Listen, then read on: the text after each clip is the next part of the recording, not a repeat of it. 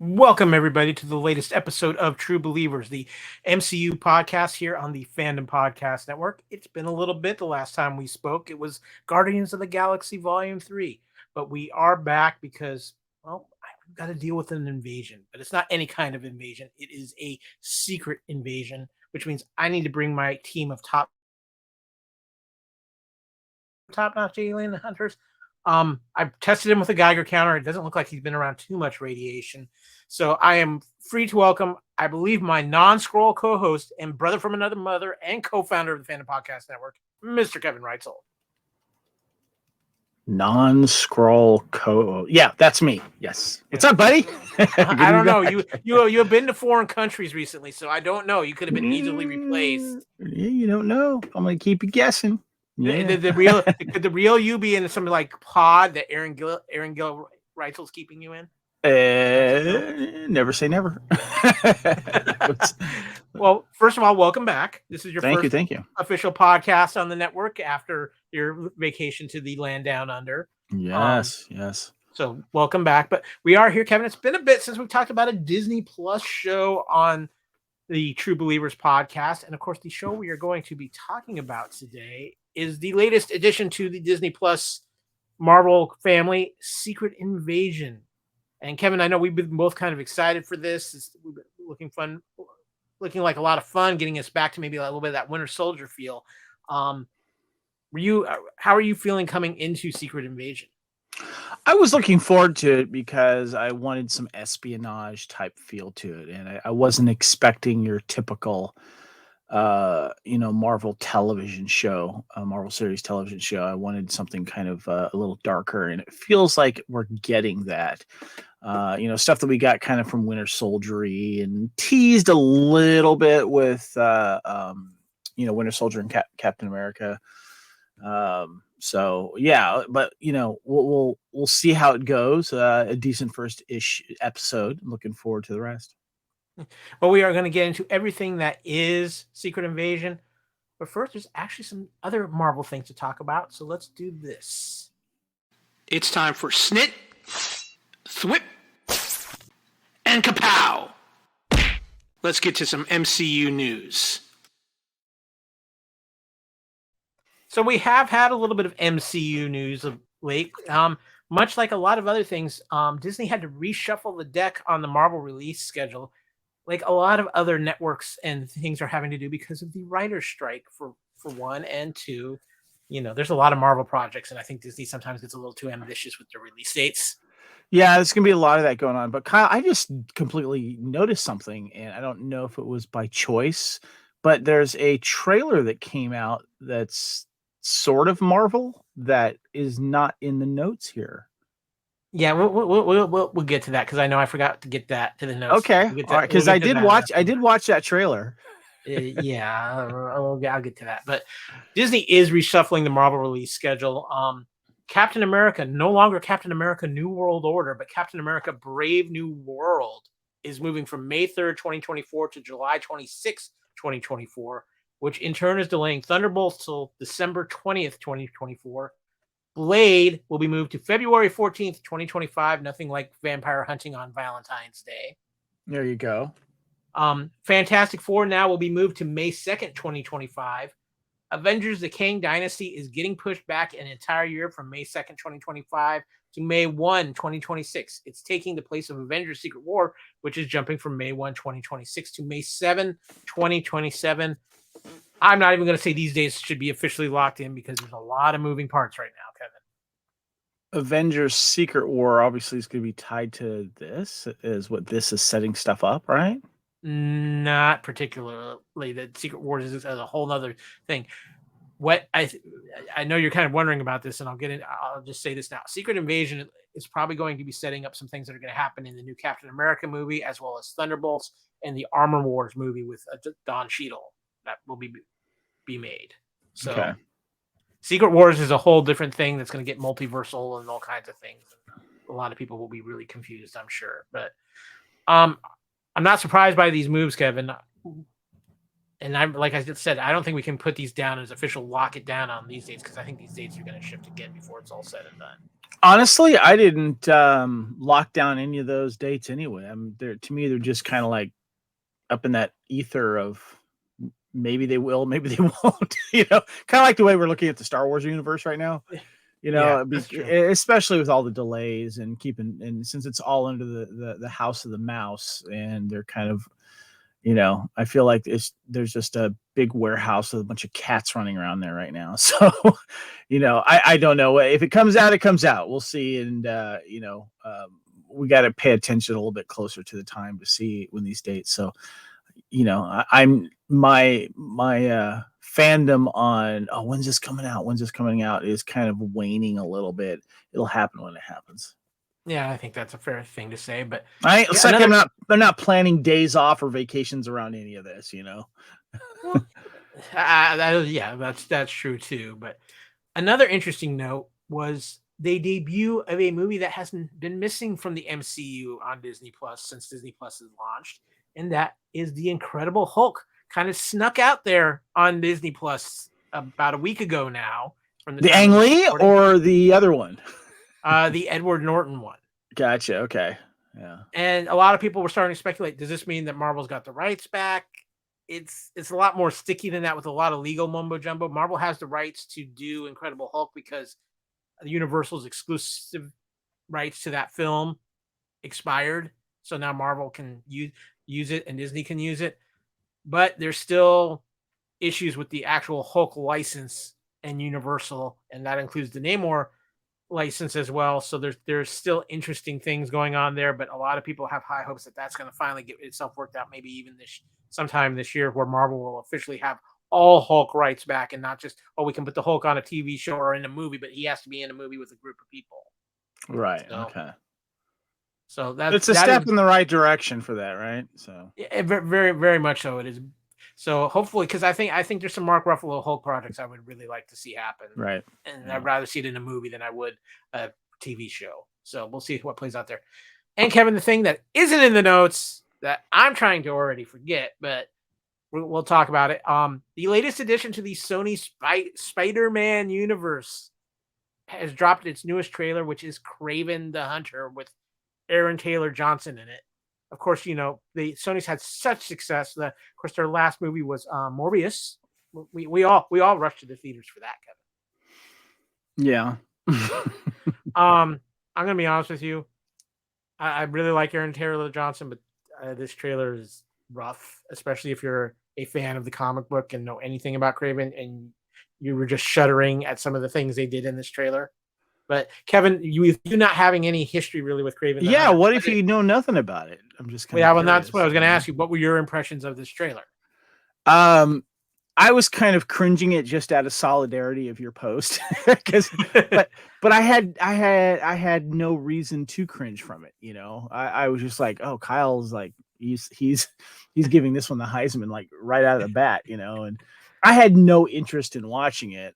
It came across my feed. I'm like, all right, fine.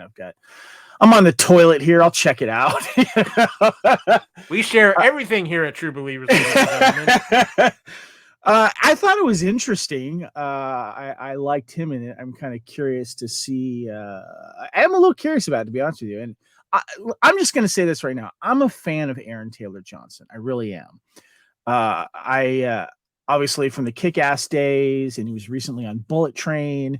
His name's been throwing out there now about the possible new James Bond. And one of my favorite movies that he's been in, actually, that is kind of underrated, is Savages, the Oliver Stone film with Salma Hayek and Taylor Kirsch, where he and Taylor Kirsch are best friends, and they start a little pot business that does not go under the nose of the Mexican cartels, and Robin, what's her name? Blake Lively. Yeah, Blake Lively's the female lead in that. But I like him as an actor. I don't know. My gut feeling is that it just feels like it's going to fall by the wayside, kind of like the way Morbius did. But I am interested to check it out. And then, like, my wife sees the trailer, and she posts the trailer link. She goes, "Oh, look at this! Aaron Taylor Johnson's all grown up." I'm not sure what to take from that. I think you know exactly what you can take from that. Another thing that I noticed, a lot of people were making the comment on social media. Oh wow, Sony's made the White Panther, and Can you give me a quick little 30-second thing on who Craven is? okay, Craven is a classic Spider-Man villain. He's a hunter by profession, but he hunts exotic things, big game, and he's from Russian descent, a very powerful Russian family. He gets his powers and his enhanced senses and strength and stuff from a potion, from like a classic potion. And like I said, classic Spider-Man villain. He had actually considered to be in one of the best Spider-Man stories of all time called Craven's Last Hunt. It's Hmm. incredibly it's one of the darker, more adult Spider-Man stories, but it's a fantastic comic you can get in a graphic novel collection. I highly recommend it to anybody out there. Interesting. But when I saw this trailer, and just so you know why I was a little cringeworthy, one, when they show how he got his powers by the lion blood going into his system was a little Hmm. cringeworthy. And then there's this thing at the very end where you hear somebody who's obviously one of his big baddies or the big heavy in this film, and you hear him say, "This is let me show you why they call me the Rhino," and you see his arms start to change, which means they're including another villain by the name of the Rhino, and we have seen an iteration of the Rhino in a Spider-Man movie Andrew before. Garfield's movie, Yeah, right? when yeah, Who played him? uh, not but he was in Shoot 'Em Up. You got to be more specific. I don't know. I don't know. You had yeah, I'm Giamatti. Paul Giamatti. Paul Giamatti Ah, played okay, the okay, Rhino. gotcha. Yeah. All right. And So that he was in a they're gonna mechanical, bring that character back, basically. well, not that character per se, but it's in the Andrew Garfield, A, he was in a a big mess. version of Yeah, that character is what I yeah, meant. but, Yeah. I got to be the careful how I version, say that in yeah, nowadays. yeah, multiverse, but Yeah. yeah, I'm with you. I feel like this is Morbius. I love Aaron Taylor Johnson too. I mean, he already has an MCU tie. He was Quicksilver. Yeah. Yeah. So this is, I'm curious about it. I don't know if I'll go opening weekend, but I do want to see him because I like him. So I do have one more quick Marvel question for you, and I know we'll talk about it later in Mhm. a culture clash more in depth. But I know while you were in your travels, you did go see Across the Spider Verse, did you not?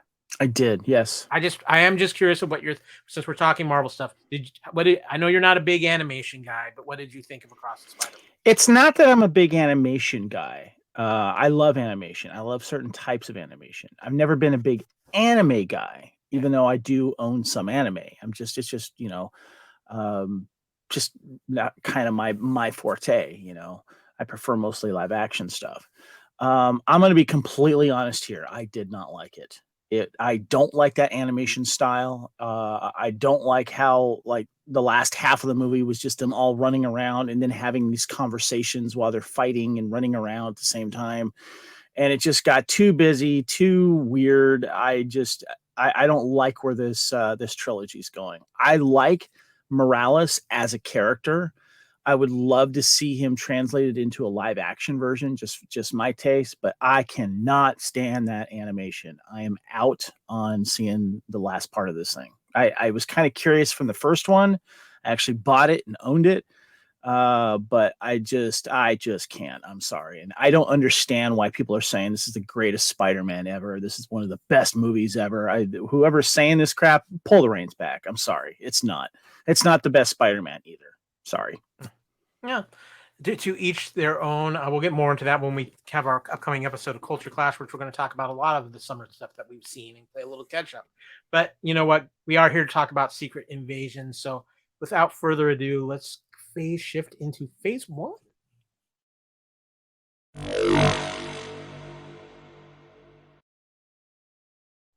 So, as we prepare to enter phase one of this episode of True Believers, first and foremost, ladies and gentlemen, massive, mighty Marvel spoiler alerts. We're going to be diving deep into the first episode of Secret Invasion Resurrection. Spoilers ahead, Easter eggs ahead, all kinds of things ahead. So, if you have not watched the first episode of Secret Invasion yet, go watch it, come back, join us for the rest of the conversation. And Kevin, with that, would you do me a favor? Can you get your eye patch on and avoid some flirkins and give us the plot description for episode 1 of Secret Invasion: Resurrection? Yes, I'm going to keep both my eye patches off, though I can see better. That's true. All right, our plot description for Secret Invasion: Resurrection. In Moscow, Talos pursues Everett K. Ross for killing a S.H.I.E.L.D. agent. Maria Hill arrives to assist Ross, but discovers he is a Skrull and calls Nick Fury, who returns to Earth. Meeting with Talos, Fury learns that Talos has been exiled from the Skrull Council, and former ally Gravik has taken a leadership position and is rallying the Skrulls to conduct terrorist attacks in Russia. Fury is later kidnapped by MI6 agents and taken to meet an old acquaintance, Sonya Falsworth. He proposes an alliance to stop Gravik, but she refuses. Using a bug to eavesdrop on her and the Prime Minister, Fury and Talos locate another Skrull and Gravik's ally, Vasily Poppershin. I know I mispronounced that wrong, but give me a break. But Fury kills Poppershin after failing to interrogate him. Talos reunites with his daughter Gaia, who met with Poppershin prior to acquire dirty bombs for the rebels. After he claims Gavik killed her mother, Soren, Gaia reveals the rebels' plans to attack Vosedania Square on Unity Day. And yes, I know, I probably mispronounced that. And marks the bomb's locations. However, Fury, Hill, and Talos learn too late that the locations are decoys before Gravik detonates the bombs, disguising himself as Fury, and shoots Hill. Fury and Talos are forced to flee and abandon her. So, Kevin, first of all, I'm going to let you slide on all your Russian pronunciations because we don't allow vodka while we're recording. So, yes. So, first reactions to Secret Invasion Episode 1: Resurrection, Kevin. What were your thoughts initial thoughts after having watched this episode? I thought it was a good setup. I'm a fan of Captain Marvel, and I liked what we got from the Skrulls, and I love Ben Mendelsohn. Give me anything Ben Mendelsohn. You know, we've seen him obviously play some villains in Rogue One, which he was great in, and of course in Ready Player One. But I just love him in anything, and I like the fact that he gets to do this without always wearing his Skrull makeup, which I think is great. I like the idea of where these characters, these aliens, and what's happening, and and getting the tease from Spider-Man Away From Home, the one when he goes on vacation. Is that the one? Far From Home. Far From Home, and I like that. We find out that Maria and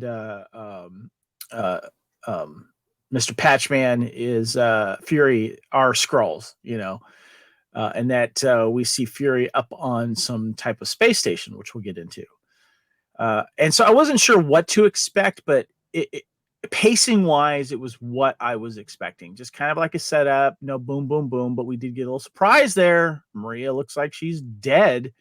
That surprised me. I was not expecting that. And I like being surprised like that. So, and what I like about it too, Kyle, is that it's in Russia, current day, but it still has that kind of Cold War, spy thriller thing that we would get from our TV shows and movies from like the 70s, 80s, and even 90s. It's got that feel, so yeah. And of course, not knowing anything about the Secret Wars, comics that you're going to enlighten us on soon.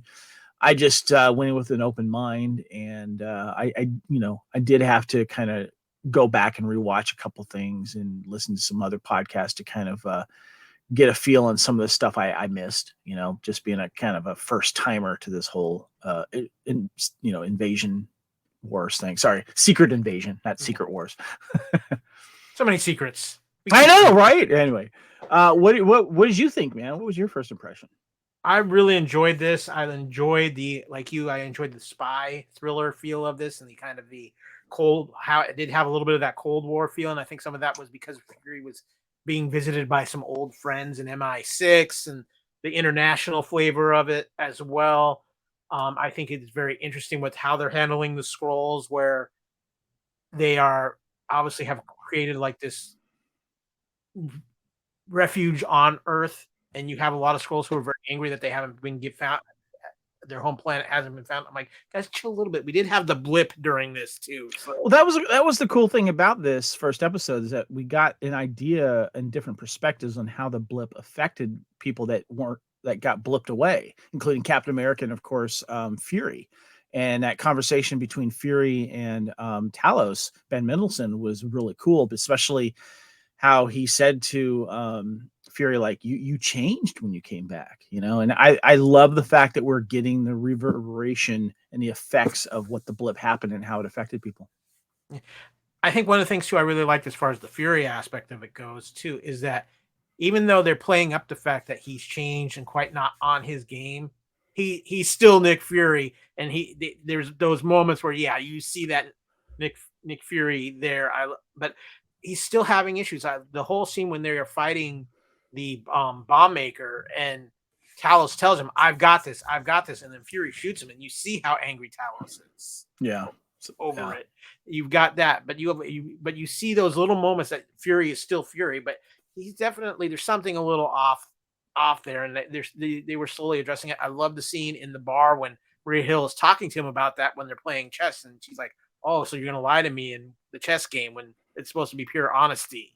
So I think there's those great moments. I like what they're doing with the Skrulls. I really thought it was a great twist to have Gaia and be there, and Talos's daughter being part of this revolutionary group. It gave me enough to go, I want more of this show, but I think it also did a good job of not giving everything away too fast. And I know that for some people that's becoming an issue, and we're going to talk about that in a little bit. But Kevin, I do want to talk about the cast of Secret Invasion, because for me, it is an absolute phenomenal cast. I mean, from top to bottom, we see some people who are either heavy hitters from other things coming in, or some people who have been a long part of the MCU who have played some major roles right off the bat. We see quote unquote Everett Ross and played by Martin Freeman at the beginning of this, and then Cole. But he's a Skrull. Yeah, he's a Skrull, which I found interesting, because if you remember, the last time we saw Everett Ross was at the end of Wakanda Forever, where he was broken free by the Wakandans because Val had him arrested as being a traitor. Yeah, so does that mean he's captured somewhere so the Skrully Skrull can keep impersonating him, or was he one of those really good Skrulls that can impersonate anyone and doesn't need to keep anyone hostage? Yeah, I think that's one of the many questions we've got about this. Obviously, Samuel L. Jackson is Samuel L. Jackson, and he was phenomenal. He had some great lines in this. Ben Mendelsohn as Talos, you mentioned it earlier, Kevin, a big fan of his. Colby Smulders, who's been a very long part of the MCU since the Avengers, and even before that, I'm not sure I'm happy about how things ended for her, but it also makes sense when you're trying to have impact in the episode. Yeah, if you're supposed to give our lead, Samuel L. Jackson's Nick Fury, some resolve and a little bit of revenge to go after what's going on here, knowing that his longtime friend and companion through all of this is dead because of what's going on. I mean, that's huge. I mean, I'm kind of bummed out that we're not going to see Maria Hill anymore. Well, I'm not going to say we're not going to see her anymore. We are talking spies and shapeshifters and everything like that. So you never know. Of course, another familiar face too is we did see Don Cheadle as Rhodey in this episode. Kind of looks like he's moved up the ladder with a pretty heavy advisory to the President of the United States, who in this case was Ritson, played by Dermot Mulroney. Dermot Mulroney is the President of the United States. Give it up for him. That was kind of cool to see that. Yeah. So one question though about this, Kevin, because I found it very interesting to see he was cast. His character is the President of the United States, because supposedly when we get to Thunderbolts, Harrison Ford's Thunderbolt Ross will be President of the United States. So I'm wondering if there's going to be some fallout from Secret Invasion that leads to Thunderbolt Ross becoming the President of the United States. Interesting. Yeah, they're placing all these series and TV series in a particular order so that they follow each other right, because obviously we've got the Marvels coming out, and there's the scene where the young Miss Marvel gets swapped out, and she's like hanging outside the Sword space station. I'm assuming that's what that is. But we have some new faces to the MCU, but not new faces to us. Obviously, the immensely talented Olivia Colman has joined the MCU as Sonya Falsworth, a long-time Oscar winner, associate, right? Oscar winner, yes, Yeah, long time playing a long-time spy associate of Nick Fury. I love Olivia Colman. me too. She's a chameleon. She can do no wrong. I'm really hoping that we see a lot more of her character as the series goes along. She can be funny too. I like her. Yeah. Oh, she can be hilarious. Yeah. You pair her with David Tennant and you watch the magic that happens. But and then too, the our Mother of Dragons has come to the MCU. Emilia Clarke playing the grown up Gaia, Kevin. Yes, that once little young Skrull girl that we saw in Captain Marvel. This is interesting. She's now apparently working for bomb makers and the enemy. Interesting. Yeah, and you can tell that she's obviously a little bit naive, has some naivety, a little naive to things. But I mean, when Talos tells her that you're working for the man who killed your mother, Yeah. you see her kind of just stop in that state of shock. So I think this is going to be a very interesting plot line to play out through this season. And speaking of the villain of the season, Kingsley Ben-Adir as Gravik, and there's just something about this guy. You just look at him and you don't want to like him. That's how he carries himself and just how he looks. He's like, yeah, this is a bad guy. Yeah, yeah. I'm not familiar with the actor though, but he was good in this. I'm curious, what else has he been in? I'm looking at his IMDb right now. He did that show, the OA, which was on Netflix. Yeah, I never saw that. I guess he was also in Peaky Blinders, King Arthur, Legend of the Sword. Yeah, I'm not really familiar with the stuff that he's done. I remember him now from King Arthur. Now that I see that, so okay.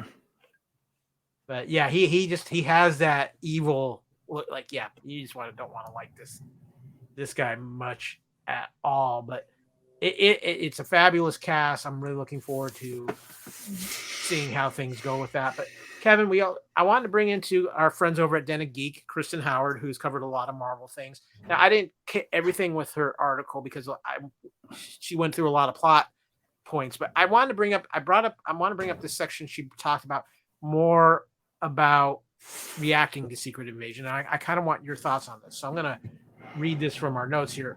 Secret Invasion definitely hasn't been created with MCU newbies in mind. It opens with Martin Freeman's former CIA agent Everett K. Ross being unmasked as a Skrull imposter, something that won't be a particular note in interest if you haven't seen Captain America Civil War or the Black Panther movies. And it ends with Colby Smulders' Maria Hill dead on the ground, gunned down right in front of a helpless Nick.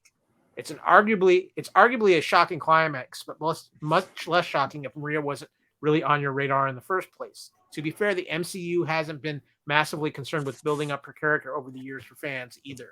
Her death feels like one final mirthless injustice for Smolder's decade and change tenure in the Marvel movies, bumped off suddenly in a streaming TV show to prove the situation just got real.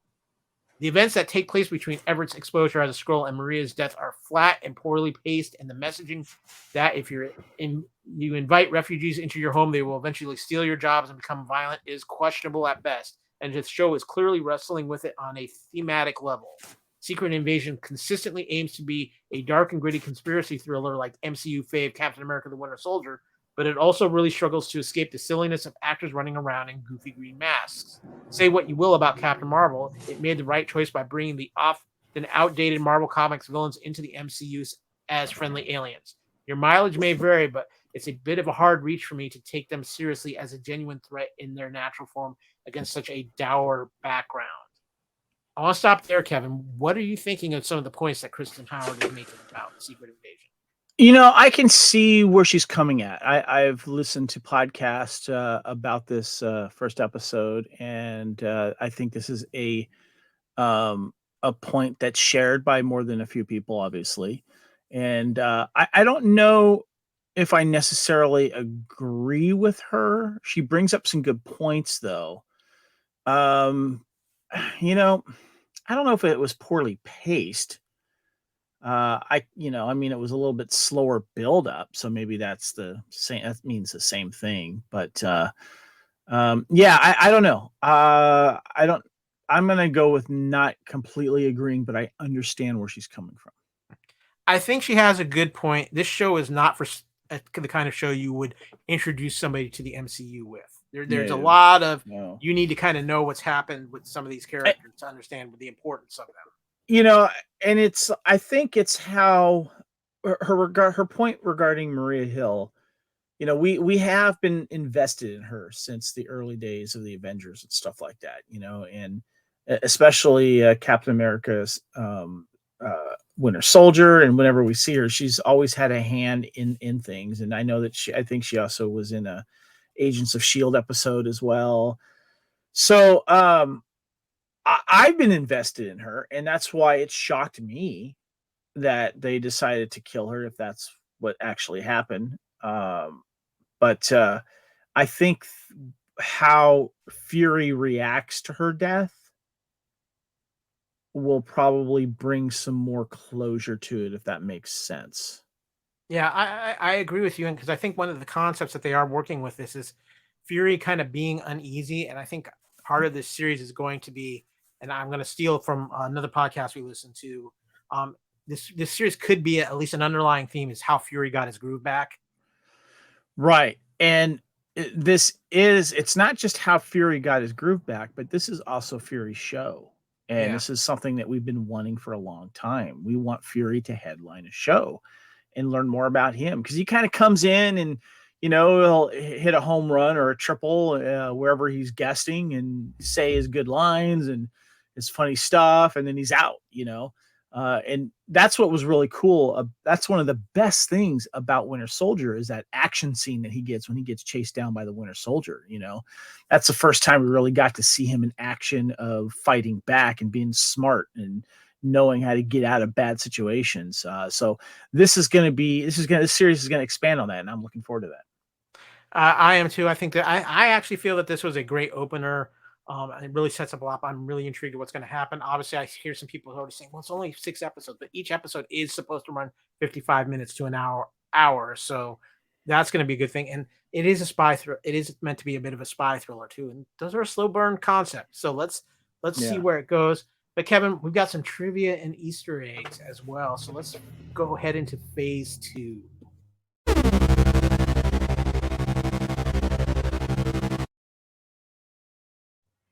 So let's have a little fun here, Kevin, because there was some very fun Easter eggs.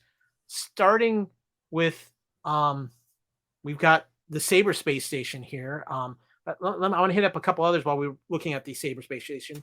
The book Gaia is reading when Gravik learns that Nick Fury is back is titled "Understanding the Human Mind." A fitting read for Skrulls who are trying to fit in on Earth, and also for a Skrull who wants to know how to manipulate humans. Damn those pesky aliens and their research. The song that Nick Fury plays in Sonya Fallsworth's office is Equinox by John Coltrane. Equinox is Latin for equal night and is one of 2 days every year where the daytime and nighttime are equal. Fun little thing. But Easter eggs. During the opening scene of Secret Invasion Episode 1, Everett Ross mentions that Nick Fury is off-world with Saber. This is a reference to the space station Fury was seen on in the post-credits scene from Spider-Man Far From Home. Similarly, the organization is not found in Marvel Comics, instead linking to the trailer for the Marvels in which Saber is referenced. The trailer opens with a shot of Saber Station, naming it as such for the first time, despite both being set and releasing after Secret Invasion, linking Fury stories across both Disney Plus and the Marvels. So, interesting note there. And speaking of Everett Ross, while Ross's inclusion in Secret Invasion Episode 1 is not really an MCU Easter egg, in and of itself, the reveal that he is actually a Skrull is. And at the end of the opening sequence, Ross kills Prescott before revealing himself as a Skrull to stop the CIA from finding out about the Skrulls' invasion of Earth.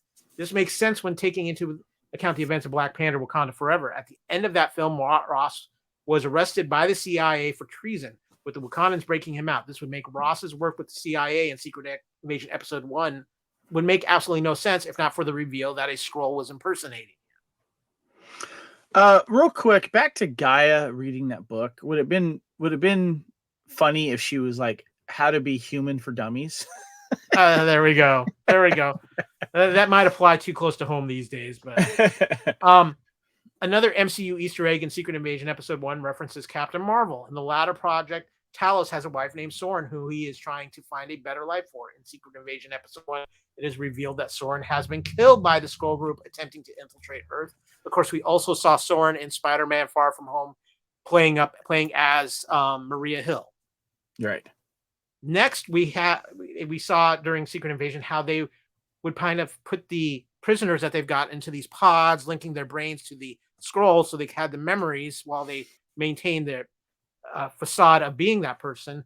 During Guy's visit to New Skrullos in Secret Invasion Episode 1, another Easter egg to Captain Marvel can be found.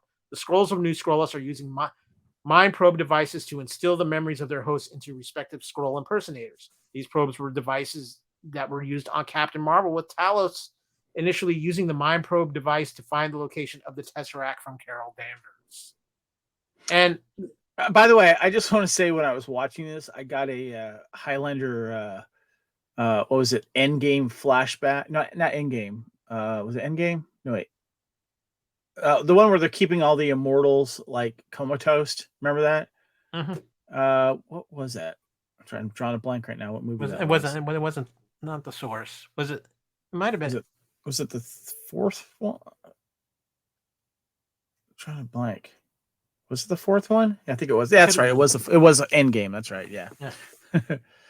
So, and just for fun, shortly after Talos reveals his Skrull age, he jests at Fury for asking what the latter got for his midlife crisis shopping spree. Fury jokingly reprised the Avengers, making Secret Invasion's Episode 1's first reference to the MCU's most favorite superhero team. As is known from the Secret Invasion trailer, this series will continue to reference the Avengers and address their absence from the MCU of late. Kevin, I don't think either of us got cool things like the Avengers for our midlife crisis. Yeah, this is true. Yeah. So that covers the Easter eggs in the trivia. We're going to take a quick break here, and when we come back, it's time to get into some of the comic book tie-ins to Secret Invasion, and these are going to get interesting. But first, here's what's happening around the Fandom Podcast Network. Thank you for listening. We hope you're enjoying this podcast. Here are the other great shows on the Fandom Podcast Network. Culture Clash, where we discuss the latest in entertainment and pop culture. Blooded Kings, our show covering the entire Highlander universe. Couch Potato Theater, we celebrate our favorite movies. And Time Warp, our Fandom Flashback show discussing a year in movies and our favorite retro movie, TV, and pop culture topics. Good Evening, discussing all things Alfred Hitchcock. Hair Metal Podcast, we cover the rock metal music of the 80s and early 90s. Type 40, a Doctor Who podcast, discussing the time-traveling Doctor Who universe. Lethal Mullet, an action film podcast covering the 80s, 90s, and beyond. Also, check out the Lethal Mullet Network for more great podcasts. What a Piece of Junk, our Star Wars podcast. Making Treks, a Star Trek podcast with a deep dive into the final frontier. The Fandom Show, our Fandom Podcast Network live YouTube show discussing the hottest topics in fandom. The True Believers MCU podcast, discussing the Marvel Cinematic and Television Universe. Union Federation, our Star Trek and the Orville Show. And we're proud to welcome the BQN Network to the Fandom Podcast Network. Please visit our friends on the BQN Network, a Star Trek Universe podcast that also includes your favorite topics, movies, history, superheroes, and more. You can find the Fandom Podcast Network on YouTube. The Fandom Podcast Network is also on all major podcast platforms. The Fandom Podcast Network audio master feed is on Podbean at fpnet.podbean.com. You can find the Fandom Podcast Network on Facebook, Twitter, and Instagram. You can email us at fandompodcastnetwork@gmail.com. Thank you so much for listening, and remember, respect others and enjoy your fandom.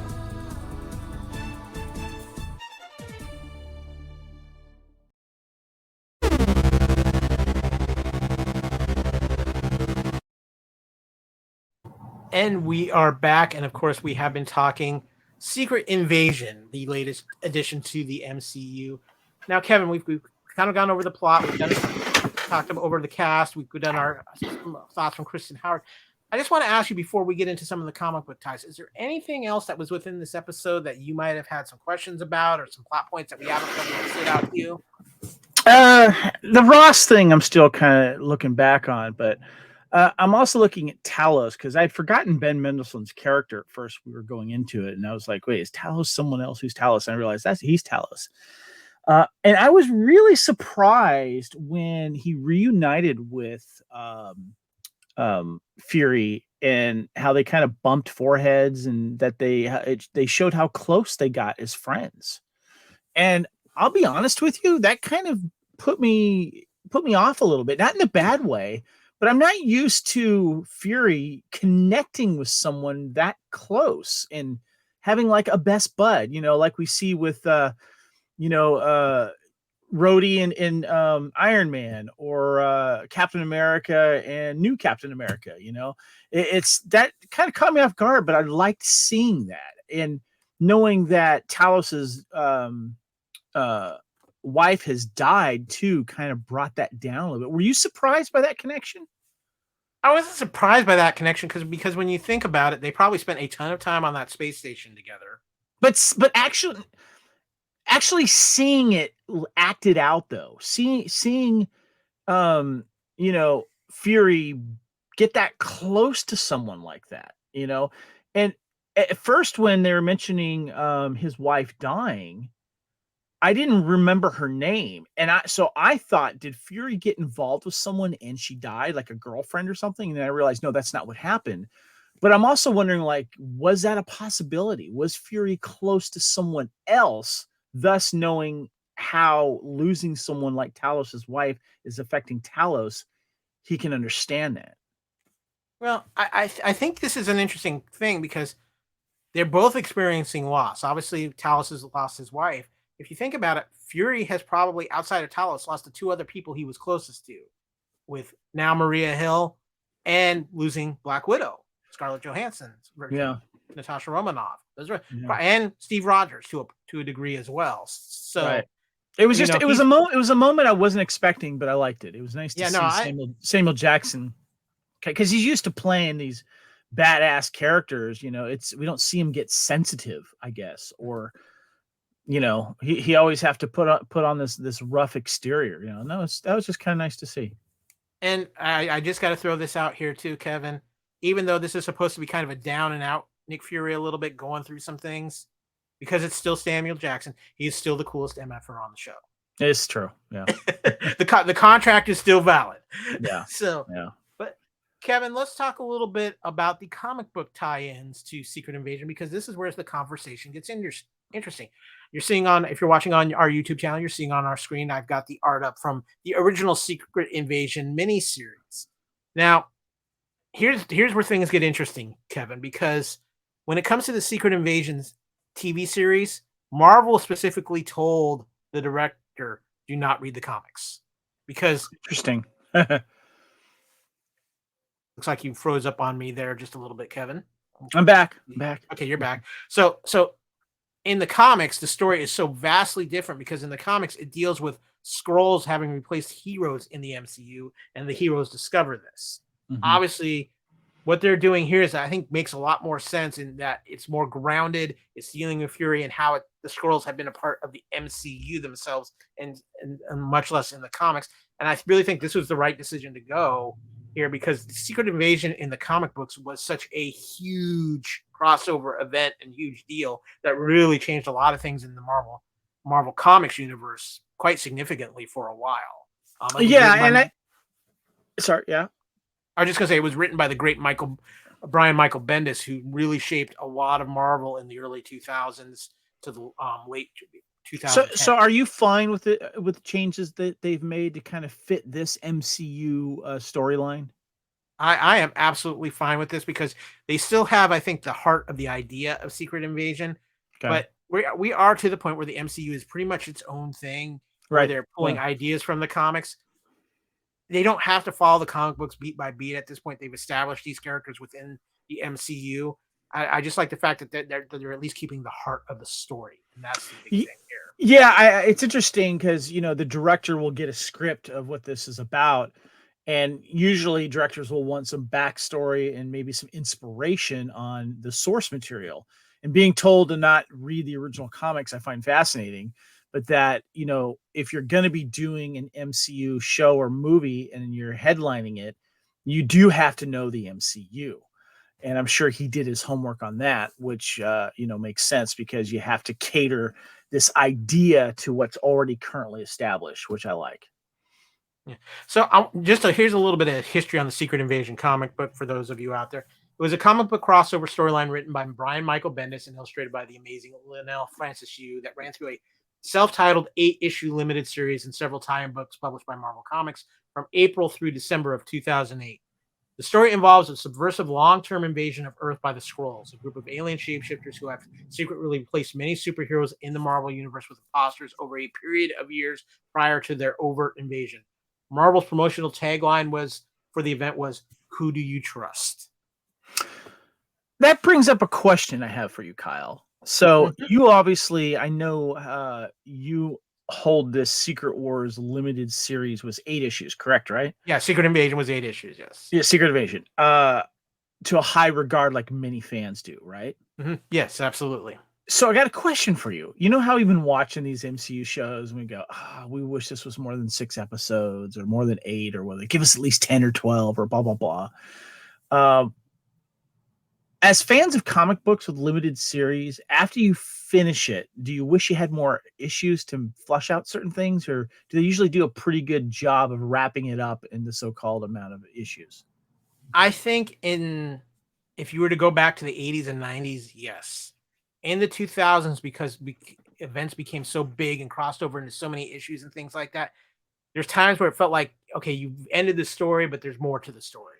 And I think that's something that's changed and has become a thing. But then they just do a spin-off, right? Yeah. Or usually some like 3 or 4 book spin-off that continue the story or something like that. But the original Secret Invasion, was it pretty flushed out? I mean, did it feel like it had a pretty good conclusion? And did it to that point, yes, but they've made it so much more convoluted, and they're doing actually another. I'm sure it's a tie-in with the show, but they're doing another Secret Invasion event right now in the comics as well. Okay, cool. Gotcha. So you have that, and I think this is just a thing where it was a great idea. It was a great concept at the time, and trust me, everybody was talking about it. And again, with this, I think the question comes up, and with this, like I said, it's keeping the heart of the series. And I do have a question for you, Kevin, that ties into this, because I've heard this asked on several podcasts I've listened to talking about this first episode of Secret Invasion.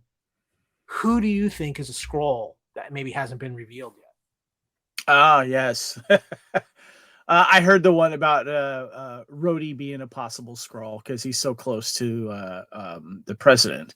Yeah. But maybe the president is. Yeah. I'm gonna go back to G.I. Joe Rise of Cobra and G.I. Joe Retaliation. The president was taken over by Sartan, who was a shapeshifter, wouldn't that be interesting? And maybe that gives a reason why a certain character might become president later in a future movie. I don't know. It'll be interesting. So the Rhodey one actually, I think, carries some merit. And here's why. We have the Armor Wars, which was going to be a streaming series, but it's going to be turned into a movie. And the basis of Armor Wars is that Tony Stark's Iron Man technology has fallen into the hands of several villains. What better way for that to happen than a Skrull selling off Iron Man technology to cause havoc? It's true. Yeah. So I'm just throwing that out there. It's just funny how, there's all of these, they're building this Saber station, which I do want to touch on a little bit more in a bit, Kyle, to protect the Earth, but there's still all this freaking turmoil on Earth itself. Welcome to the real world. Yeah. But there is another comic book tie-in too, Kevin, that I really wanted to hit up on, and that was, of course, we talked earlier about the amazing Olivia Colman playing Sonya Falsworth. Well, the name Falsworth has a lot of meaning in Marvel Comics, especially if you're a fan of classic Captain America and things like that. The name Falsworth, Lord Montgomery Falsworth, he was a British nobleman who became a secret costumed operative in British secret government named the Union Jack. And I'm sorry, that is one of the coolest costumes Marvel has ever designs Marvel has ever done. Clad in a costume resembling the British flag, the Union Jack personified this fighting spirit of Great Britain, even as Captain America would symbolize America's ideals and fighting spirit during World War II. in the comics, Montgomery's son, Brian Falsworth, would later take up the mantle of Union Jack when his father was no longer able to fill the role, and he was the Union Jack during World War II and had many adventures with Captain America during that time frame. Obviously a good guy. Yeah. Montgomery also had a daughter, Jacqueline, who would become a hero in her own right, going by the name Spitfire. And cool. That is the lovely Spitfire. Now, in the comics, the current Union Jack in the modern era is a friend of the family's named Joey Chapman, and Spitfire is actually been de-aged and is back to being an active hero in the Marvel Comics universe as part of a British team called MI13. So if you MI13, okay, a question then for you. If you had to speculate, Kyle, this Union Jack character, what was his first name? The original was Lord Montgomery Falsworth. Then his son Brian Falsworth took on the mantle. Okay. If you had to say how Olivia Colman's character is, this Farnsworth, if they do introduce this guy, Union Jack, how related would he be to Olivia Colman's character, do you think? The son? A brother? Possible. Husband? Well, if they go with if they play up as the current Union Jack, who's a friend of the family's, I could see Olivia Colman's character being the modern patriarch of this family, knowing the history of it. Right. Maybe she's like the great granddaughter of Lord. Because she's very powerful. She's obviously very powerful. So yeah, absolutely. Yeah. So, but I just wanted to touch on that because if Olivia Colman's character is going to play a bigger role in this, the name Falsworth is going to carry a lot of weight in the MCU going forward. I think. You being a fan, do you want to see this, or do you think this will happen? I'm hoping it does. I love the Union Jack character. I love these tie-ins to classic Captain America World War II type characters. And there's a famous group called the Invaders, which was the World War II super team that fought with Captain America. On occasion, the original Human Torch, which you saw in Captain America First Avenger when they were at the World's Fair, was part of that team, as was Namor, who we saw in Black Panther Wakanda Forever. Wait. Go back to Captain America and Torch. Explain that again. The original Human Torch in the Marvel Comics before, like Johnny Storm with the Fantastic Four. No, I got that, but the tie to the movie? Did I miss something in that? What do you or not? In the world, right? in the scene in the beginning of Captain America: The First Avenger, when they go to the World's Fair and they see Tony Stark with his flying car. If you look, there's a point where they walk by this man who's like in this glass jar, and that is the original Human Torch. Oh crap! I gotta watch that. I don't remember that. But you're too busy staring at Jenna Coleman. Possibly, but also this is Captain America: The First Avenger. Correct. Okay. Well, good news is I just ordered that movie again, but in 3D, and I'm going to be watching it. Very well. Then you can watch out for it. But before we close out of here, let's shift into Phase 4 with some of our final thoughts and questions.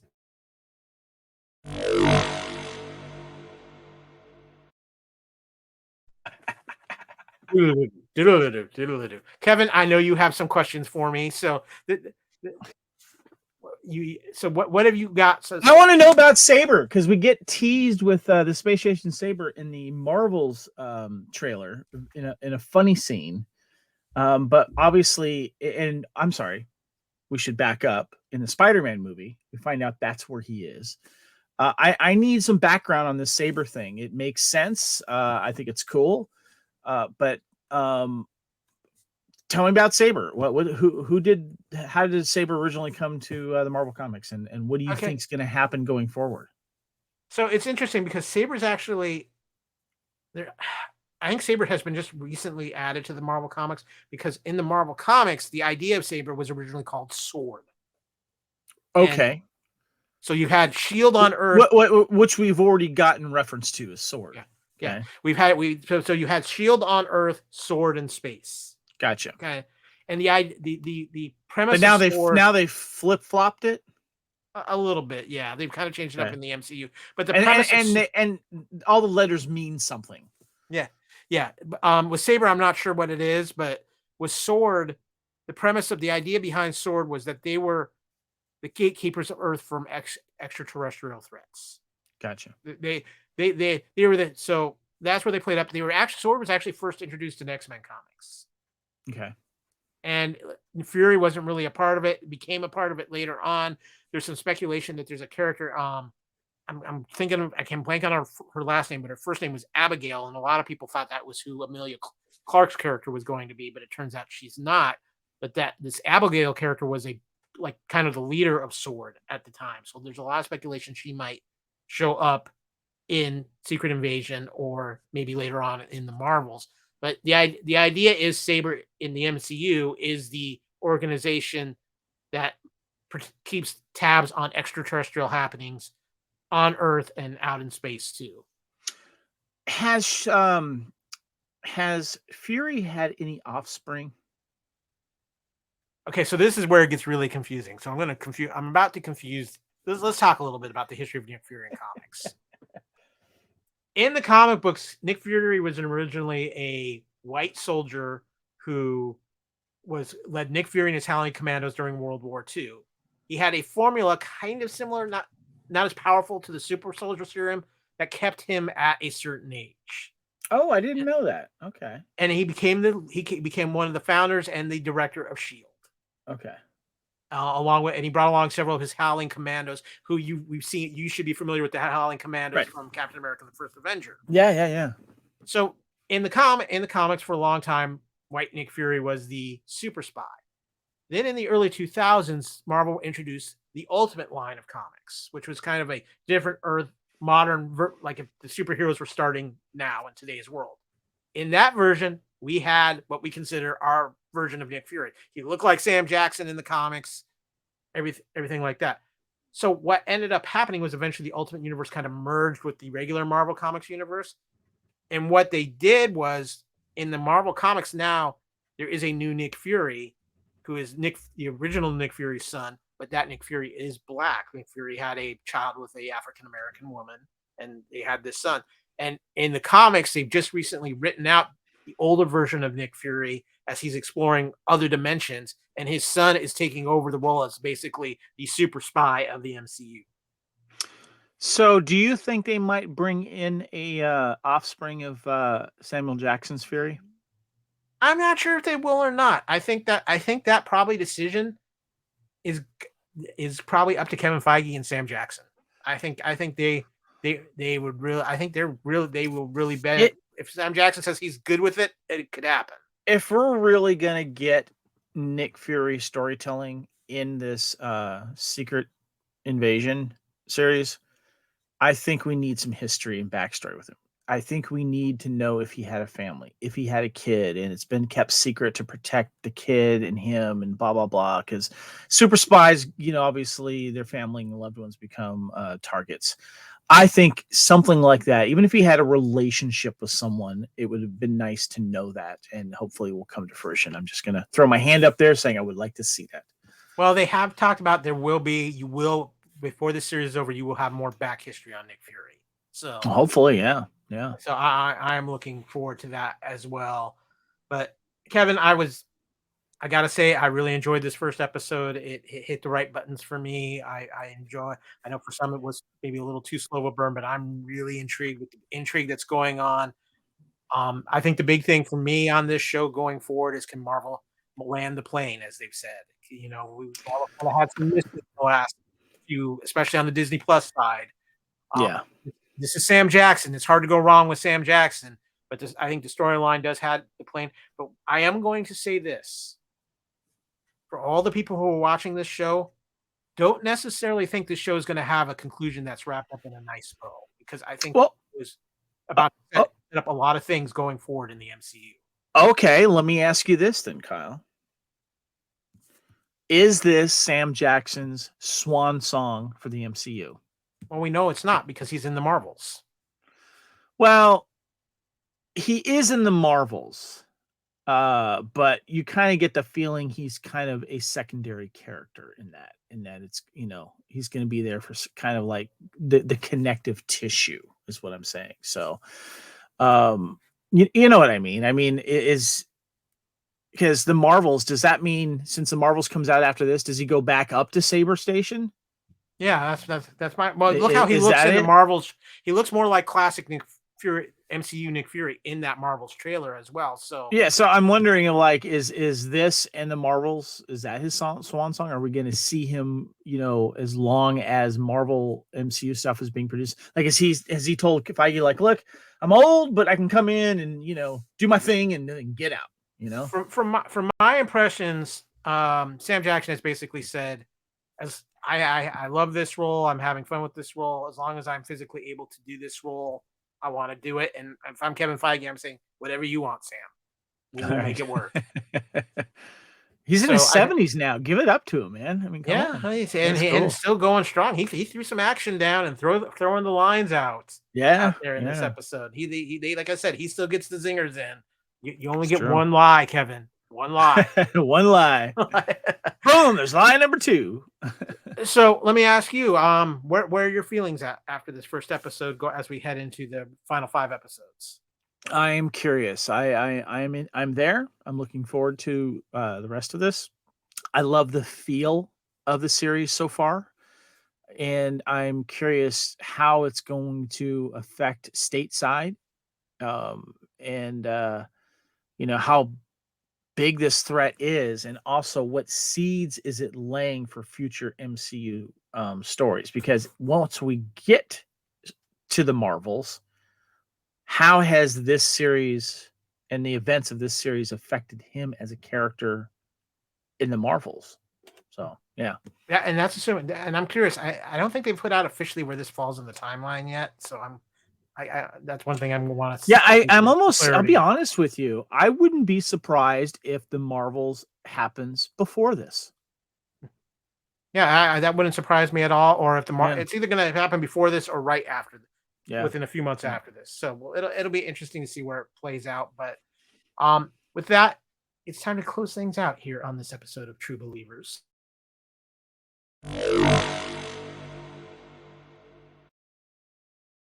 First of all, thank you all, you amazing Marvel fans, for joining us for this first episode, where we'll be with you every week for the ride through Secret Invasion. Looking forward to it. But if you want to do some things with True Believers, of course, visit our Facebook page for the True Believers on the True Believer podcast on Facebook, where we try to keep you updated on all the happenings in the MCU. Of course, if you are watching this podcast on the Fandom Podcast Network YouTube channel, please give a like, a subscribe, and a share. We're working on trying to grow this channel out, and we appreciate your help and support in doing that. Of course, if you're listening to us via podcast, of course, on our master feed at fpnet.podbean.com, or where you can find all of our shows on any of the major podcast catchers out there, whether it's iTunes, iHeartRadio, Spotify, Amazon, and so many others. You can contact Fandom Podcast Network via our Facebook group, Fandom Podcast Network. Email us at fandompodcastnetwork@gmail.com. You can follow us on Instagram at Fandom Podcast Network and on Twitter at FanPod Network. Of course, I might be your host, Kyle. I might be a Skrull, but you can find me either way at AKyleW on Twitter or on Instagram at AKyleFandom. Kevin, where can people find you when you're not looking for abandoned nuclear testing sites? You can find me on Twitter and Instagram at Spartan_Phoenix. And of course, check out the True Believers Facebook group. I'm there as well. And of course, you can find me on Facebook. And of course, there's a couple great ways to support the Fandom Podcast Network. Visit our TeePublic store. You can find all the gear of the Fandom Podcast Network, where it's supported. All the money goes right back into the network, so we can make you better podcasts to feed your ears. And of course, you know what? Apple reviews. It's been a while since we've had some. We love to hear what you guys are thinking of what we're doing, because we're striving to make the best podcast for you possible. With that, again, thank you to all of you secret agents out there, you Skrulls, you're just general MCU fans, for listening to us and watching us on YouTube. Until next time, thank you to Kevin. We're looking forward to this very spyful ride. And until next episode, True Believers, Excelsior, and make ours Marvel.